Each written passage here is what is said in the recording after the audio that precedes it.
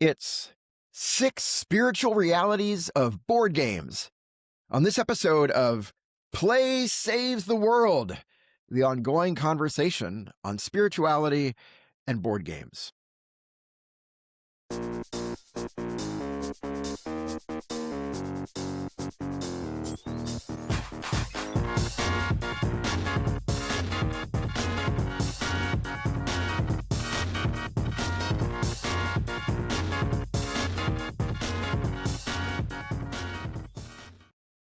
Well, hello, and welcome, everybody, to this episode of Play Saves the World. My name is Daniel Hilty. My name is Kevin Taylor. And we are so excited and grateful to have you here today for a conversation about 6 spiritualities of board game, or 6 spiritual realities of board games, as opposed to what I just said. Kevin, it's really good to see you, and I hope all is well in your world. Kevin, if people like this conversation and really kind of get into board games, play, spirituality, religion, what can they do to support this kind of conversation? Oh man, there's so many continuing? things you can do. You can tell a friend. You can tell them about this great podcast. You can give us a like and subscribe on YouTube or your podcast player of choice. That helps. And you can also support us financially, address some of the costs of running and hosting this podcast. You can do that at patreon.com/playsavestheworld. And you can always email us through info@playsavestheworld.org. Yep. Thank you so much. Yeah, we love hearing from you all, and we appreciate all signs of support. And thank you very much. So, Kevin, Daniel. play, board games, and spirituality. What's the deal? Is there such a thing? What are we talking about today? We have been working on this, Daniel, for, we should know, 3 years, 2.5? It's been over 3 years now, about 3.5 years, I think. 3.5 years. Yeah. So it's time to do kind of a state of the union. State of the union of spirituality and board games. So resurveying the land. And if you go back and listen to some of our deep catalog cuts, you can hear us discussing books and trying to make sense of defining what games are and also how that intersects with spirituality, because we keep seeing these overlaps and these intersections. So yes, today we're going to go back to just briefly defining what play is and then dig into these marks of play that connect with life-giving spirituality. Yeah, I love this. Yeah, I'm so glad you suggested this topic, Kevin, because yeah, as you said, I mean, this has been a really such a wonderful journey. I know for us, and hopefully for our listeners and viewers too, if you're watching on YouTube, over these last 3.5 years. And you're right. I mean, what the picture of religion, spirituality, play, board games, what kind of picture of that we're looking at today, the picture that's emerged over the last 3.5 years, isn't necessarily the same kind of picture that we were talking about when we started this podcast a while ago. Because as you said, we've had wonderful guests on who are very insightful and wise and have shared some of their insights. And we've talked about books and that also share a lot of insights. And so it's just been an ongoing kind of evolving conversation. And so I think that the idea of revisiting the conversation now is a really good one. Thank you. Yeah, let's try to rehash what we have learned. Yeah. Do you like the crazy board? When you're let's do it. The strings. Like on the detective shows, yes, right? Yes, like all who the detective murdered shows. Right. Who murdered the spirit of play? We're gonna find out and bring them to justice. That's right. I am vengeance. So yeah. So what is play? I guess that's the first question, because which is harder than you actually probably realize, right? Right. You kind of know what it is, but can you define it? It's kind of famously difficult to define, right? I mean, because one person's play might be another person's work, right? And vice versa. Yeah. And some people turn their play into work, and that, is it still play? Right, right, If right. you turn it into your interests, your love of playing violin, and you become a professional violinist, are you still just in doing it for fun, or are you now a professional? And that's yeah. Right, So right. give me one of the identifying markers of a situation of play versus work. Yeah, yeah. So probably maybe the most obvious marker of play, and by play we also mean board games, kind of two sides But of the also coin here. throwing a stick with your dog, That's right. throwing a That's stick with right. your cat, which is an even more interesting game because Jamming on your guitar. Yeah, jamming on your throwing a stick guitar. with your cat is a good idea Yes. too. And Your dog throwing they the look at the stick. stick and then they look at you. They say, "Indeed, sir, indeed." Meaning they're either Uh, incredibly wise and they understand the whole thing, or they are so dumb they don't really even know what's just happened. And there's that's a the cryptic nature of cats. Like, are they dumb or are they smart? there's a fine line between where does one end and the other one begin? It's hard to know. Exactly. That's the Yeah, mystery of the yeah, cat. it is. It is. So Is it a god or is it, you know, just a very not smart mammal? We don't know. I'm going through Tao Te Ching, the kind of the foundational book of Taoism, and one of the themes that it returns to again and again is the action of inaction and the wisdom of Mm, non-wisdom. And so maybe that's what the cat possesses, right? We think right, the cat is like, "Why aren't you going after the stick?" And the cat is like, "Oh man, you have no idea. right. I am taking all sorts of action by not running after that stick right now." That's, Yeah, yes, yeah, I've yeah. chosen. That's I I'm see your teaching you stick. about the way of life. Yeah. That's All right. right. So, well, probably the most obvious mark of play and games is that it's voluntary, right? It's voluntary, and that's, I mean, that should be pretty. That's apparent to all of us, of course, right? If someone's forcing you to do something, it's not play, and that kind of gets a little bit to what we were just talking about, what makes work play and play work. You know, if it's something you're feeling obligated to do, it's no longer play. I play board games sometimes with people, and I can tell that they're just doing it because they want to be nice to me. And by golly, Mhm. that's so nice of them. And they do it out of love for me, and that's so nice of them. But it's not really play for them, right? Mm, They're doing right. it because they said they want to be a loving, kind person, and that's very Mhm. nice. So I don't want to take advantage of that. Anyway, Yeah. so that's the first mark of Yeah, play. It's and we voluntary. work for a paycheck. I mean, at the end of the day, we work because we have to. We need the paycheck so we can pay the bills. That's right. That's right. But playing games doesn't yield any benefit. So it Yeah, is that's something right. you do freely, not out of compulsion so that you'll keep the lights on or something. Yeah. Right, which is kind of the second mark of play. Kevin, Which what is would you it's say? unnecessary. Yes, Yeah, exactly. Play yeah. is not only just voluntary, number one, but number two, it's unnecessary. It doesn't serve any larger purpose than itself. So it is self purposive. So I am going to play this game. These things only make sense within the game. And when we're done and we box it up, the game doesn't mean anything. Yeah, yeah.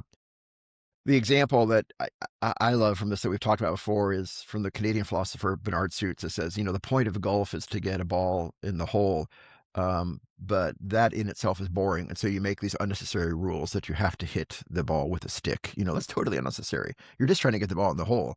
You could just walk over and drop it in the hole, but you make this unnecessary rule about sticks and clubs Right. and putters and Yeah, things like yeah, that. that's right. Yeah, So we make it even yeah, more unnecessary because we right. create obstacles. So let's race over there. But what we're going to do is tie two of our legs together and make it a three-legged race. And all of a sudden, it's more interesting than just running, Yeah, right? yeah. Because then people are falling over and things, and that's hilarious. Do you remember at the So Geekway yeah, board convention when we tied our two of our legs together I and do, tried I to do. play games together? Yeah, it was totally It was fun. unnecessary, but it It was was so fun. I still fun. have a rash from that. Actually, I it's never want to fully healed. apologize once It's again, okay. sir. I want to apologize for I that. didn't know eczema could be contagious, but I thought I had contained my contagion. Anyway, yeah. So exactly. anyway, I do yeah. remember. Still worth it. That well, good, good. And So then the voluntary, third. unnecessary. What else we got? Play is rewarding. It's inherently rewarding. Jane McGonigal, who's a play theorist, talks about this, and she says, one of the joys of play is when you do it, you feel clever, right? You feel like, oh, I'm a smart person. I can look what I just did. Oh, I figured this out. Oh, I did this creative thing. Oh, look at that. I own a Um, railroad and I own a hotel, and that feels that's really right. good. And That's and right. and you're executing the plan. I want to go buy this property in Monopoly, and then I go do it. Oh, look at me. That's right. That's right. So it's inherently rewarding. Jane McGonigal talks about it gives you these little dopamine hits, kind of through the day. Hmm. That just your brain releases these chemicals that make you feel better when you feel like you're clever and you're doing things. Hmm. Yeah. And So especially if you win, and you may yeah, not feel clever. That's the weird if you lose, but hopefully you're still getting other benefits. yeah, But yeah, yeah. And maybe there's so, sense of reward. along the way you had some little moments of being feeling clever, even if you didn't win at the end, Right, or right. maybe not. I don't know. But yeah, yeah. So good. They're voluntary. Play is voluntary. It's unnecessary. It's rewarding. What's another thing? It is freeing in the sense that we're enjoying being ourselves, being creative, being engaged with others, and we're not having to do something because someone told us to. So it can be an act of resistance, even. Yeah, yeah. Play can be a distraction, as Jane McGonigal says. A distraction from famine is the old story from the ancient Greeks. Yes. About the invention of board games, right? It was Yeah, to the distract invention from of board famine. games. Yeah, yeah, yeah, Yeah. yeah, yeah, So games play a role of reviving the soul and restoring us in a way that work and other things, while the work can be satisfying and rewarding, but dopamine hits and all that. But engaging in play, especially when you socialize, makes us just feel better.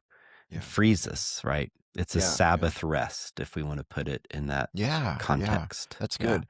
It's a moment when you don't have to play by the rules of the world. You can resist the rules of the world and play by your own set of rules for a little while, or something like that. Yeah, Hmm. yeah.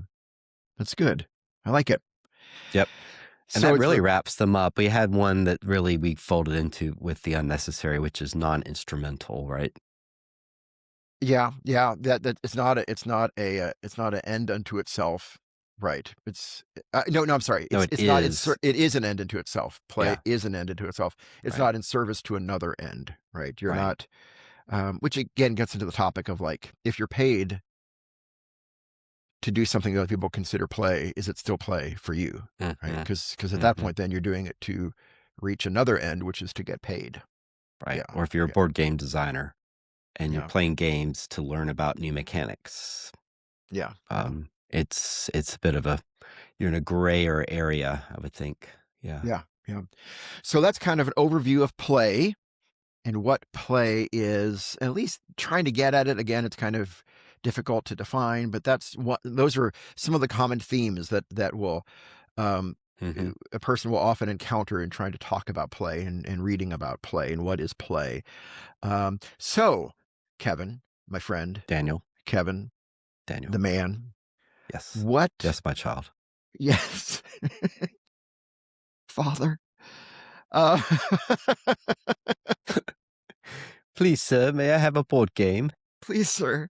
Um, so, what are some spiritual life-giving some spiritual realities, some life-giving realities of spirituality that play understood like that contributes to? If we understand play as voluntary, unnecessary, rewarding, freeing, non-instrumental, somewhere in there, what do those qualities how do those qualities encourage a life-giving spirituality?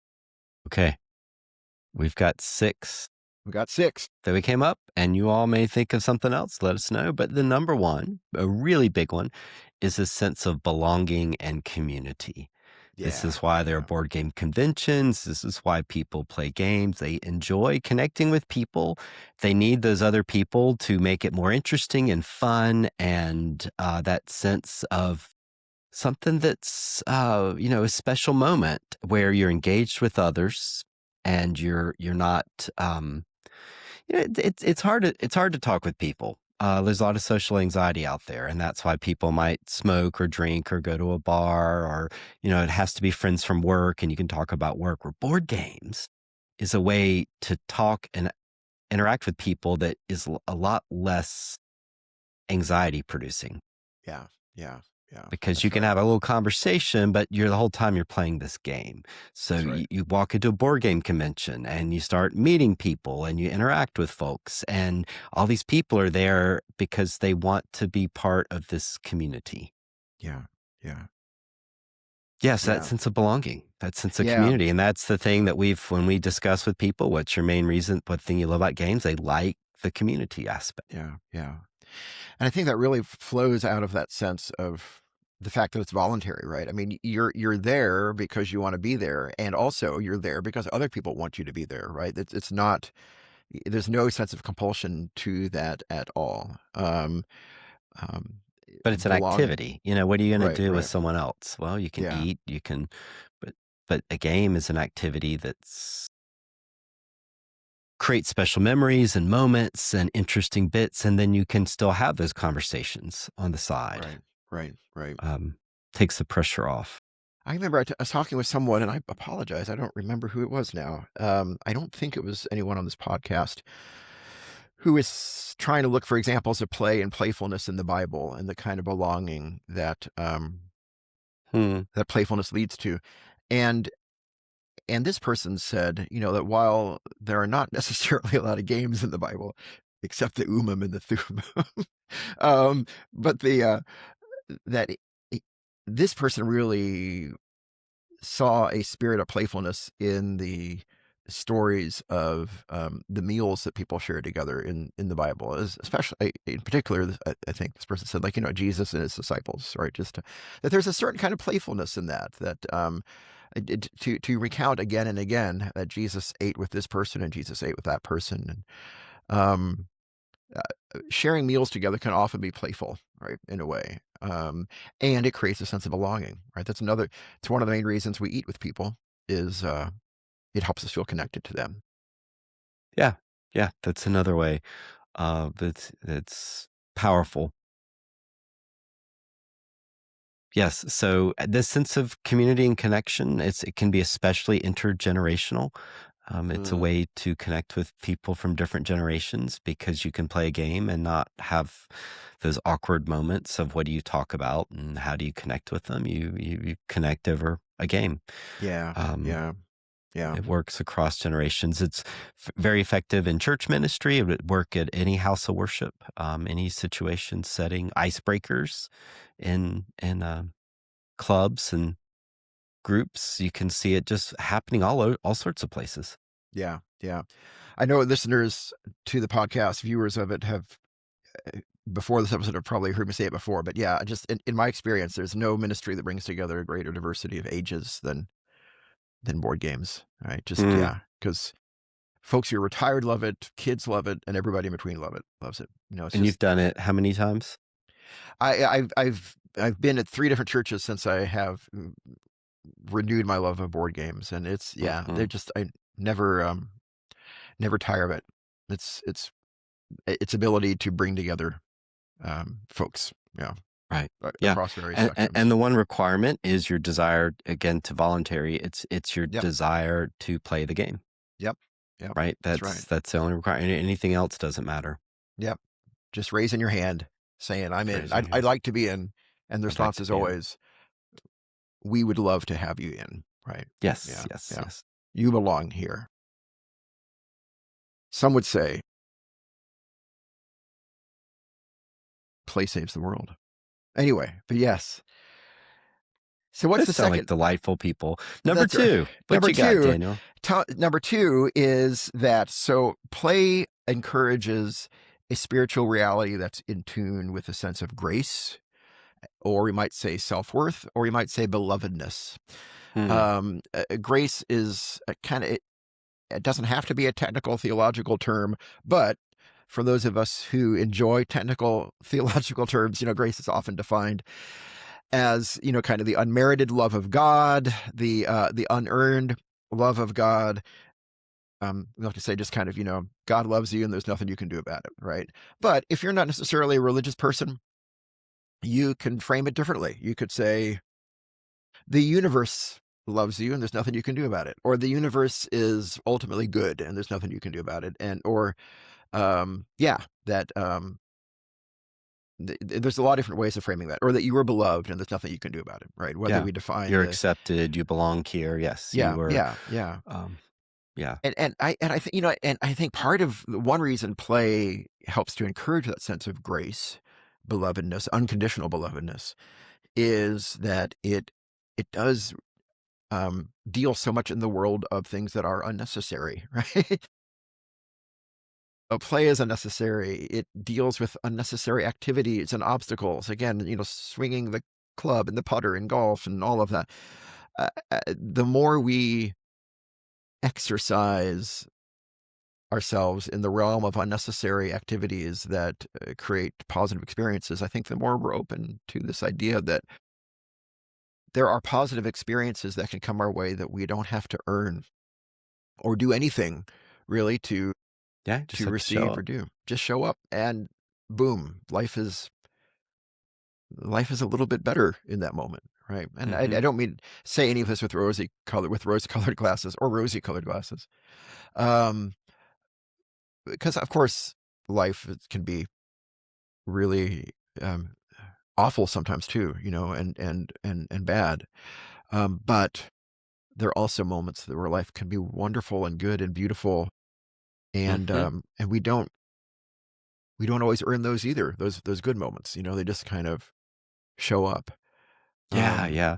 yeah, And board games are like that. You just show up, and I've showed up for a board game and just had the best time playing certain games. And then interestingly, you can have the same game with a different group and it doesn't yeah, click, right? yeah, But you have to yeah. show up and you don't know. You don't know when it's going to have those magical bits, That's like when right. we were playing Raw or That's Not a Hat. And then you play with a different group and they just don't get it.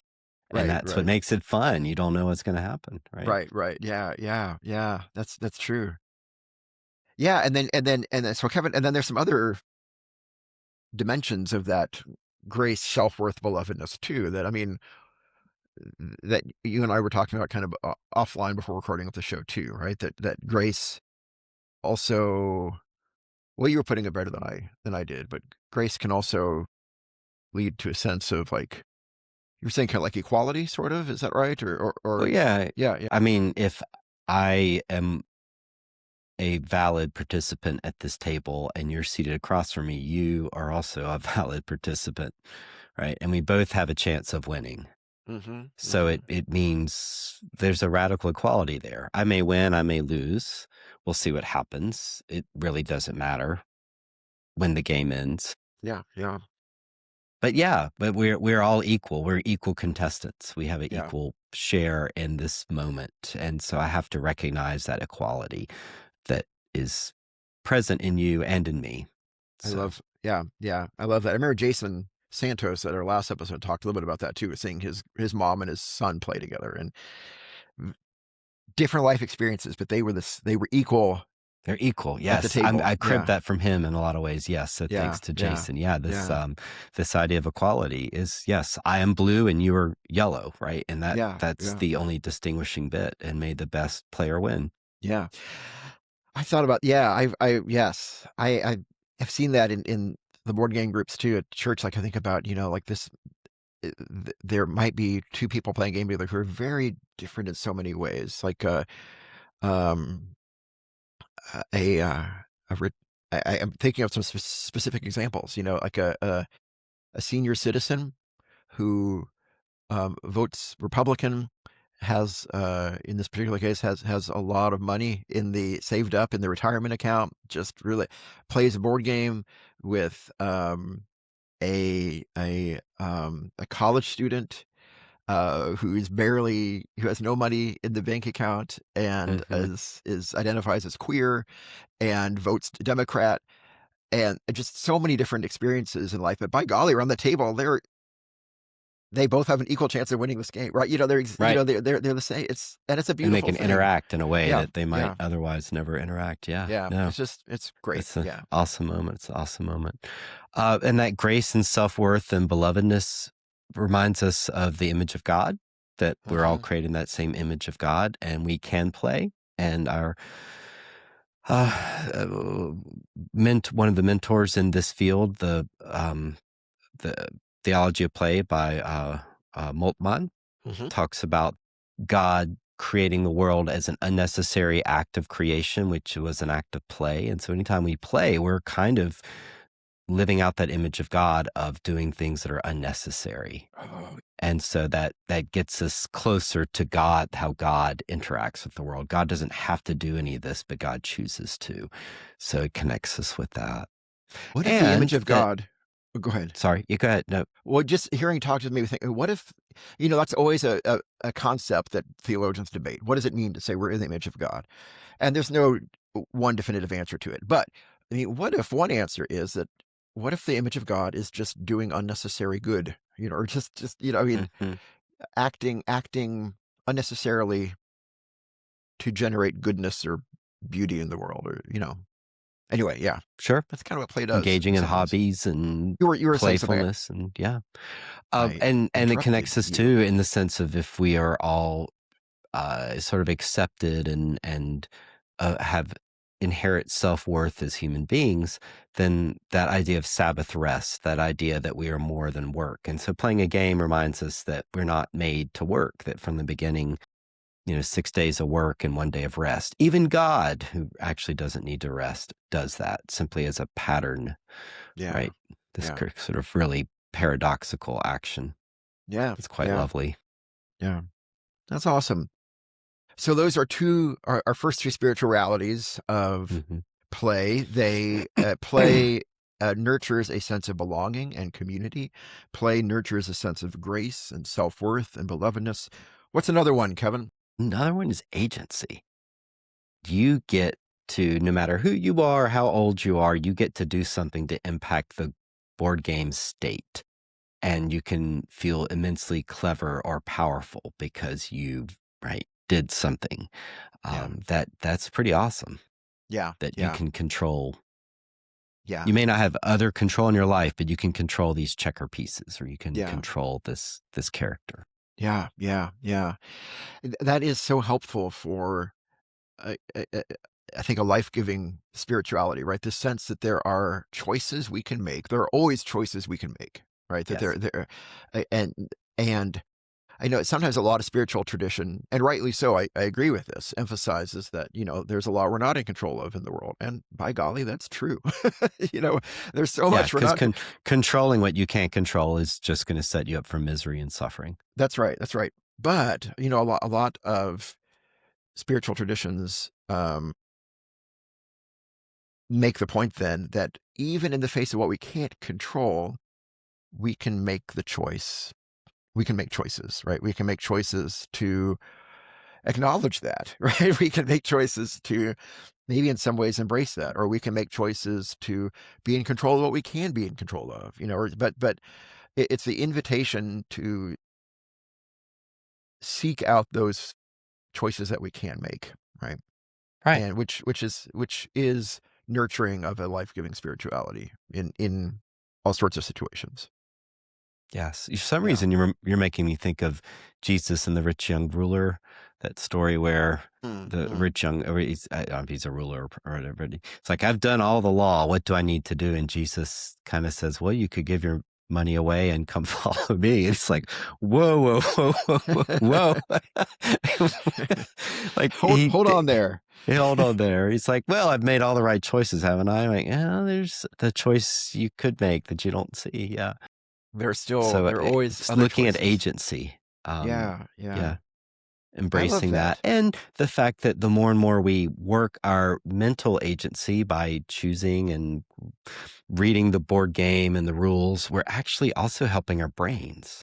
So they more and more, talk about dementia and Alzheimer's and concerns around brain health. And not that this is gonna, you know, no guarantees right now in terms of these terrible diseases, but there's thinking that any type of working on puzzles and interacting and keeping your brain healthy, it's a muscle in some ways. Like you're helping yourself. So Yeah, yeah, yeah.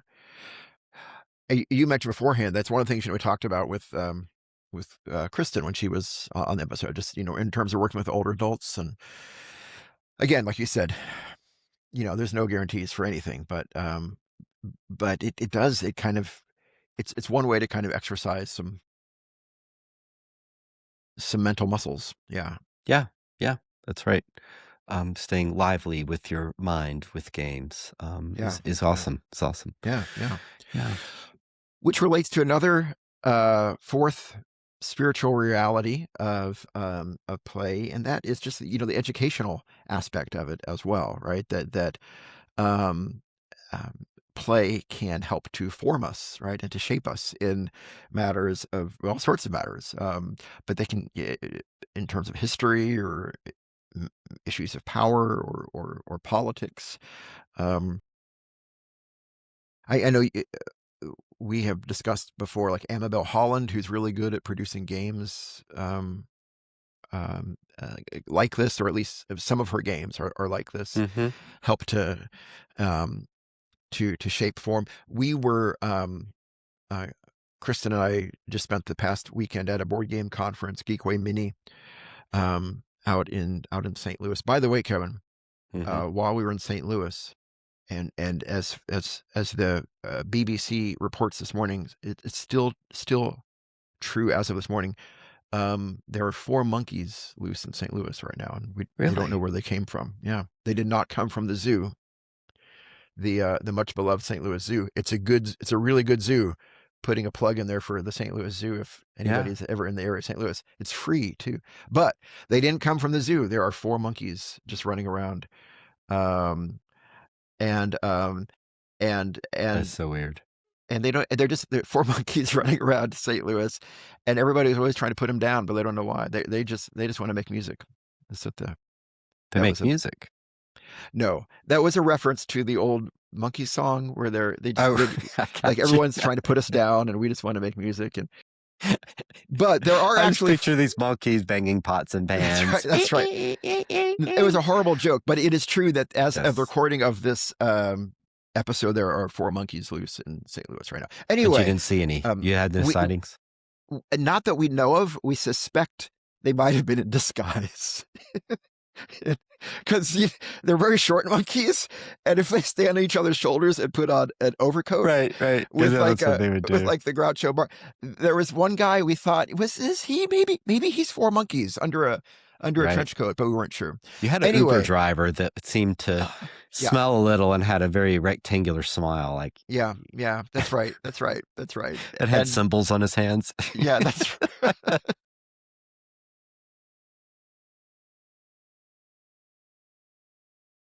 so. Anyway, That's wild, that's that was wild. a bit of a Agency, yes, tangent. number So 3. or education, No, education, that's right, we yes. moved on. Number 4, How education. yes, what I was how I'm sorry, I got on that tangent was we were at Geekway Mini, and the very first You on a game tangent? that I know, that, friends of the podcast, Jordan, Chelsea, Joe, played with Chris and me when we got there was Herstory. Have you played Herstory? No. Uh, it's a really good it's a really good game, and it's educational. Mhm. You're building a tableau, essentially. The theme is you're writing a book, but really what you do is building a tableau with, I don't know how many cards are in it, probably a couple hundred cards, if not more. And um, every card highlights a woman from history who made some sort of wonderful contribution to history. It's called History, but that was an example of what we're talking about here. That it was educational, informative, and I walked away from Mhm. that game with a greater sense of these individuals who have contributed to our collective story as humans, the individuals that are highlighted on the cards in the game that I was, Mhm. if many of them I wasn't aware of as much beforehand. So yeah. Yeah, I mean, not every game has an educational component, but some games, either through the theming of it, like what it's about, might teach you something. Like you're saying that her story it has its theme is you're going to learn things and there's stuff on the cards, or some games through the mechanics or and also the theme might teach you things about something in the past. So yeah, if you play Pax Pamir, it's talking about how these empires struggled in Afghanistan in the 1800s and how the tribes interacted with them, which is really cool. Gets you thinking about power. That's a Cole Worley, signature type Yeah. exploration. How power can how empires and powers interact and how there's resistance. So yeah, games can teach you. Actually, Monopoly started out as an educational game about the It's a great example. problems of Yeah. of real estate and unchecked real estate and capitalism. And there Yep. was a Yep. sequel to show you the better way that no one plays. But yeah, that was the origins of Monopoly. Yeah. Yeah. Was to Yeah. make you feel bad for putting your mom bankrupt. Yes, Yep. Yep. Yep. Yep. Absolutely. Yeah, we've talked that's about that before. That yeah, if you don't like Monopoly, there's a reason for it. It was designed to be a game originally that you're not supposed to like. Yeah. Um, and then yeah, then another story after that. Um, Designed by a woman, the original mm-hmm. game. Yeah, yeah. Yep. But then things went elsewhere from there. So that's the fourth one for spirituality. It's Mm-hmm. educational. What's another one, Kevin? Another spirituality Another of one is play. freedom, which is probably connected to agency um, in a lot of ways. But freedom, this sense of your choices matter, and especially games that encourage a certain exploration or experimentation. Like, what if? What if we do this? Right. So the game itself may encourage a freedom, and we're doing activities that are uh, restorative. So Yeah, right. because playing is not required as optional, then there's a free sense of, oh, I feel so much better now that I got Yeah, outside of my head and outside of my worries and took a little time to do something that really was pointless. I moved little bits of cardboard around, but wasn't it fun? yeah, yeah, Yeah. yeah. Yeah, I really resonate with that too. Yeah. I think, there's always you're not saying this, I'm just having an interior dialogue. There's always a little risk of talking about like escapism or something like that in the midst of that. But there's this sense of, and that's not what I mean, but there's this sense of, at least for me, it might be an awful day in the news, and just hearing about the world playing by a set of rules that just I find very discouraging or upsetting or whatever. But I for this hour, I can enter into this tiny little world around this table that, yeah, that plays by different rules. I can be a little bit, Hmm. I can be free of that for, and again, I don't want to. Maybe that's just another name for escapism. I don't know. And maybe escapism isn't always bad in little micro doses. I don't know. Absolutely. Yeah, yeah. We need a little retreat into a fantasy world. That's why we read Retreat. books and watch TV and Lord of the Yeah, Rings and all that kind of stuff. So yeah. yeah. Retreat's a good word for it. Yeah, I like Yeah, that. but yeah, freedom. And some gaming platforms like say tabletop role playing games, D&D and stuff are really good at this, where it's an open world, Yeah, and the hallmark of a good dungeon master is the players. I mean, as long as it's feasible, they can do anything they want, and yeah, your response is, of course, you can do that. yeah. Now That's there may great. be a risk, but yeah, if you want to climb up the wall and try to eat the chimney, then yes, you can do that. Have you ever tried to climb up a wall and eat a chimney in D&D? I have, and in real life. And it didn't go as smoothly. I'm sorry. It's okay. But It was delicious. good, good. It was worth it. Would you do it again? Would you recommend? No. No, okay, okay. Okay. There's some old Monty Python TV show skit where this guy is always going to do dumb stunts because obviously his agent is putting him up to it. And one is he's going to jump over the English Channel. And they have a little group in France that are going to welcome him. And then there's a group that sent him off, and there's a band, and then he runs and, you know, splashes into the ocean, and that's it. And then his follow up, he's going to eat a church. He's got a little fork and knife, but then he And that's where the screams. scene ends.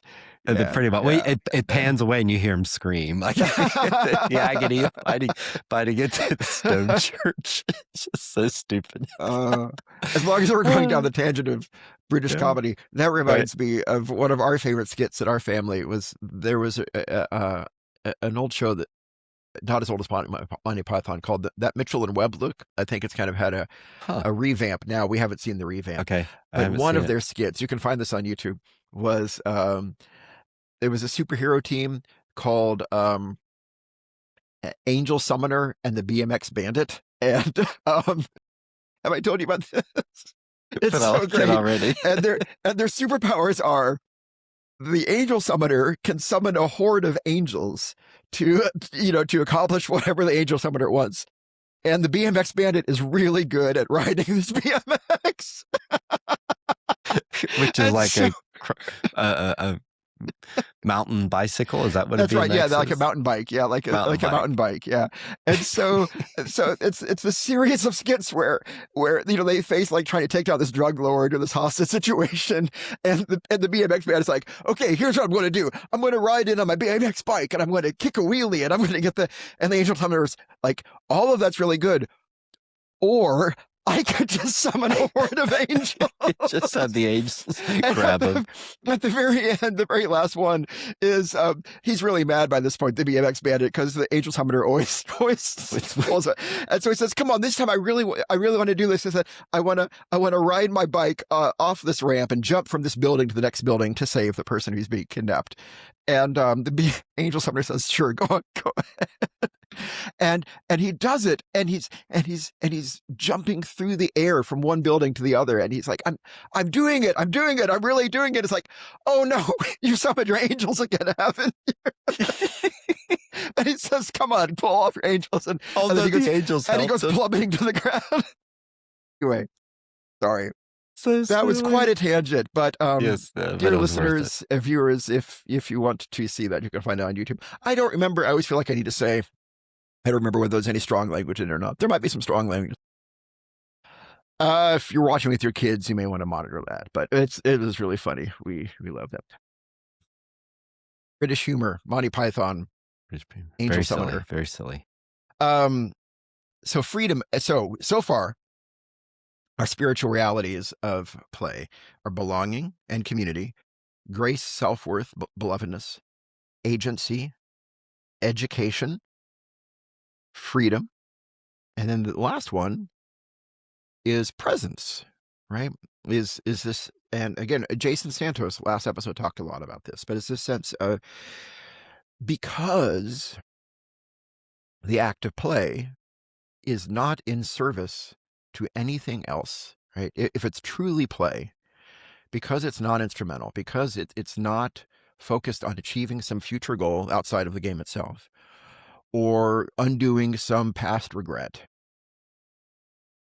it opens you up to just be truly present to that moment, right? And to the people around the table. For a brief moment, you're not worried about the future. You're not regretting the past. You can just be present in that moment and to other people. Yes. Does that resonate? Absolutely. Kevin? And Yeah. so it can be a meditative practice. You are not, hopefully it's getting away from your cares and worries, and you get to focus on something that is really, back to Monty Python, kind of silly. You're worried about victory points and sheep, or controlling an area of a board or something. Like there's a part of us that knows that that's really dumb, and that's why it's so awesome, because we get to focus on it and it doesn't matter. Yeah. And that really relieves a lot of stress. It relieves a lot of time travel in terms of the past and the future. You're focused right now on this thing that is going to go in a box on a shelf. Yeah. And that just takes a lot of burdens away. It Right. really does. Yeah. Yeah. This is an exercise we do in our theology of play workshops often, that Play Saves the World does, is if you ever want us to do it for you, let us know, dear listeners. let We'd us love know. to. But is that, we'll play like a game with the participants, like especially like Just One is a game that's popular. And yeah, it's an exercise we do afterwards. It's like, okay, as we were playing that game, how many of us were worried about what's going to happen to the world in 10 years, or how many of us were regretting that mistake we made 2 weeks ago. And no one is, right? Because just in that moment, you're just thinking about the game. You're being present, Yeah. which Yeah. You're yeah, present. yeah, Present is something that's sublimely ridiculous in some ways, yeah, yeah, which makes it, um, yeah, you can't worry about the game afterwards because yeah, it goes in a box. yeah, So it's something about that. That gets you to pay attention, and you have to pay attention because you have to want to win. That's one of the conditions of playing a game is the desire to win and the attempt to. Otherwise, the game falls apart. So I'm having to watch what you do with your little meeple. yeah, yeah. So it's like watching fish or something. You're like, oh, he's going Look, to do that. look at that. Look at that Look at fish. that. Look at that guy go. Yeah, yeah. You have fish, don't you? I do. I do. Yeah, I think yeah. it's time for them. I think it's time It's time for to them get to rid of do. them. Oh no, really? I didn't mean to. Well, I mean, I'm not gonna cut, but I'm just saying, I think when this They've run their course. when this school of fish is gone, I think, yeah, it's time to find a new home for this aquarium. How do your cats and your fish get along? Do they interact in any way? Well, again, either the cat recognizes and accepts the reality of the aquarium and doesn't, and therefore is uninterested, or the cat doesn't understand that, right, or is too dumb to know, right? So, not interested. That fine line. Fine line between The wisdom of stupidity or the wisdom of wisdomness. non-wisdom. That's right. That's right. Exactly. Yeah. Exactly. The action of So non-action. occasionally I picked her up and she'll kind of look for a little bit, but she's not that interested. So, to recap, um, 6 spiritual realities of Hmm. play. We've got belonging and community. We've got, Grace, self-worth, belovedness, yeah, we've got agency. agency, We have education, education. We've got freedom, and we have presence. Presence. pretty I good, think Daniel. that's pretty good. That's so there's the last 3.5 years of conversation kind of distilled down. Hmm. I guess. Yeah, yeah. We should do this every 3.5 years, and eventually we'll have like the 28 spiritual realities of board games, or 42-month mark. Has it been achieved? when we're being kept alive by computers That's it. and just our brains in jars or whatever. Yeah, yeah. Mm. Black Mirror season 8. I don't want to. I don't want to. I don't want to. I don't want to live in a jar. Yeah, you do. Maybe I do. So that's what we got. Thank you. So anything else, Kevin, that you can think about to add to the conversation? No, just let us know what your thoughts are, if we've left something out or a way you'd frame it differently, how you might think about it.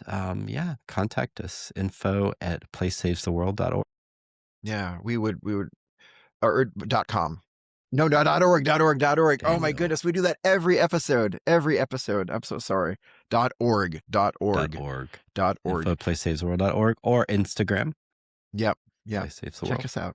Yeah. Thank you so much for listening. We really appreciate your taking time to watch on YouTube or listen on your podcast player.